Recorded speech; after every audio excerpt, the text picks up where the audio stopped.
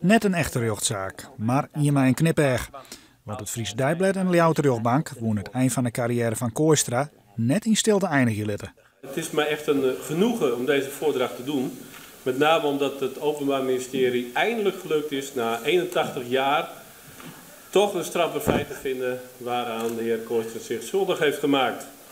Ja, de verdachte wordt verweten dat hij tijdens zijn enorm lange loopbaan als rechtbankjournalist in het arrondissement Leeuwarden als zogenaamd hardloper, waarbij dan gezegd werd dat hij 5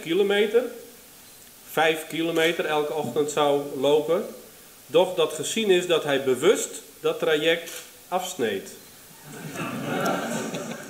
Jacques Kooistra begint zijn journalistieke carrière in militaire dienst.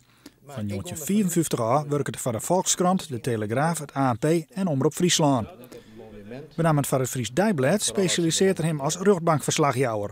Maar nu had het mooi west. Maar wat voor gevoel zit er jou in? Een ongelooflijk opgelucht gevoel. Ik heb helemaal net de indruk van mezelf dat het Arwan is. Alleen ik doe natuurlijk een hele werkzame periode aan. Maar ja, alles went op een stuit. Hè. Ik alweer van een beetje een severe rechtszaak. Van de wissigheid hier Kooistra met al zijn rugbankondervinding toch maar een topadvocaat in hier. Mevrouw de voorzitter, deze getuige treedt buiten het kader van de telastenlegging. En ik ken deze man, het verbaast me helemaal niets. Ik wil nu al voorstellen de meeneedprocedure in werking te stellen.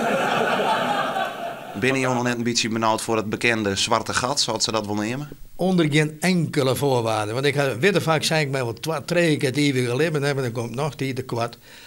Ik ben dijstig dwande. Als ik moet aan Sarouan gaan en ik heb wat koffie gedronken, dan kom ik voort aan het werk.